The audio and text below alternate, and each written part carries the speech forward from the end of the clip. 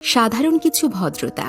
১. কাউকে একসঙ্গে দুইবারের বেশি ফোন কল করবেন না। যেহেতু আপনার কল রিসিভ করছে না সে, তার মানে ধরে নেবেন ব্যক্তিটি আপনার ফোন কলের চেয়ে গুরুত্বপূর্ণ কোনো কাজে ব্যস্ত, অথবা তিনি ফোনের কাছে নেই, অথবা তিনি নামাজের সময় হলে নামাজে আছেন। ২. কারো কাছ থেকে টাকা ঋণ করলে সেটা অবশ্যই ফেরত দিন। যদি ঋণদাতার মনে নাও থাকে, তারপরও তাকে সময় মতো টাকা ফেরত দিন। ৩.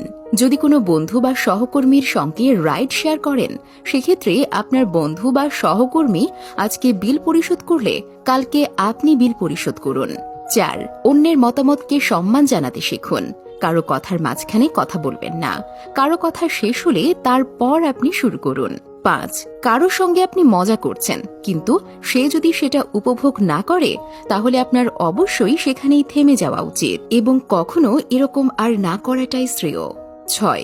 কেউ যদি কোনো ছবি দেখানোর জন্য তার ফোন আপনার হাতে দেয়, তাহলে নির্দিষ্ট ছবিটাই দেখুন, গ্যালারির এপাশ ওপাশ করবেন না। ৭. কারো সঙ্গে কথা বলার সময় স্মার্টফোন টিপাটিপি করবেন না।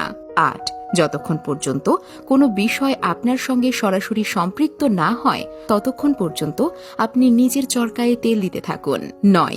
কারো ব্যক্তিগত ব্যাপারে হস্তক্ষেপ করবেন না এবং যতক্ষণ না পর্যন্ত আপনার কাছে উপদেশ চাওয়া হচ্ছে, ততক্ষণ পর্যন্ত উপদেশ দিতে যাবেন না। ১০.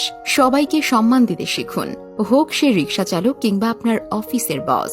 ১১. কেউ পাসওয়ার্ড দেওয়ার সময় ভদ্রতার সাথে চোখ অন্যদিকে ঘুরিয়ে ফেলুন।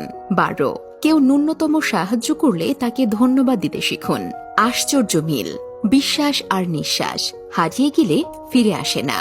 ২. লুঙ্গি আর কপাল যে কোনো সময়ই খুলতে পারে। ৩. সম্মান আর ভালোবাসা অর্জন করে নিতে হয়। ৪. মেঘ আর কুকুর দুটোই আপন মনে ডাকে। ৫. বাচ্চা আর দুশ্চিন্তা দুটোই সময়ের সঙ্গে বাড়ে। ৬. জিরাফ আর অসুখের রাত দুটোই বেশ লম্বা। ৭. হাঁস আর প্রতিবেশী দুটোই অকারণে প্যাঁক দেয়। ৮. আয়না আর ডিম ভাঙলে আর জোড়া লাগে না। ৯. সুন্দর মন আর সুন্দর বন দুটোই বিলুপ্তির পথে। ১০. মানুষ আর সমুদ্র দুজনের জীবনেই জোয়ার ভাটা আছে। ১১. অফিসের বস আর কর্মচারী দুজনেই দুজনের উপর নির্ভরশীল। ১২. জ্যোতিষী আর রাজনৈতিক নেতা একজন ঠকায় হাত দেখে আর একজন বোকা বানায় আঙুল নাড়িয়ে।